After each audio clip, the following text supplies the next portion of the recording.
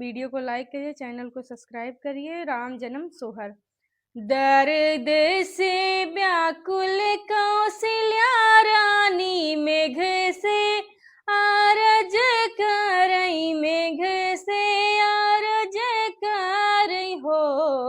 मेघ जिनी बरसाया वध के धमवा, राम जी जन्म लीहे हो।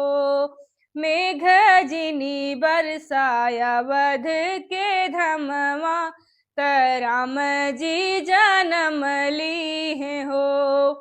के कर भीगेला चुनरिया, के कर पियरिया हो। अरे के कर भीगेला मुकुटवा, राम जी जन्म लीहे हो। अरे के कर भीगेला मुकुटवा, राम जी जन्म लीहे हो। कैकेयी के भीजला चुनरिया, कौशल्या पियरिया हो। अरे दशरथ के भीजला मुकुटवा, राम जी जन्म लीहे हो। अरे दशरथ के भीजला मुकुटवा, राम जी जन्म लीहे हो।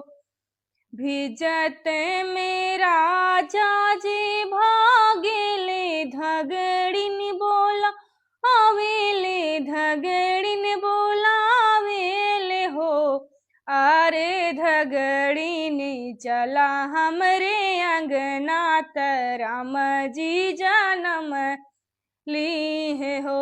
धगड़िन चला चला हमरे आंगनवा, राम जी जन्म लीहे हो।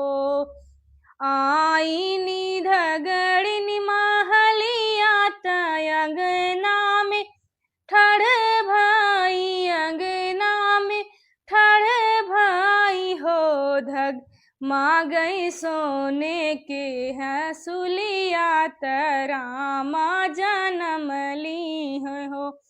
माँ धगड़िन माँ गई सोने के हंसुलिया, राम जी जन्म लीहे हो। बहरी से आए राजा दशरथ, आंगनवा में ठड़ भाई हो। धगड़िन देवई अयोध्या लुटाई, हंसुलिया पहिराई देवई हो। अरे धगड़िन देवई अयोध्या लुटाई, हंसुलिया पहिराई देवई हो। पहिरे आंगनवा में धगड़िन सोने के हंसुलिया, सोहर सुनावाई हो। बहिनी बाजै लागे अंगने बाधैया, उठन लागे सोहर, रामा जी जन्म लीहे हो। सखिया बजै लागे अंगने बाधैया, उठन लागे सोहर, रामा जी जन्म लीहे हो।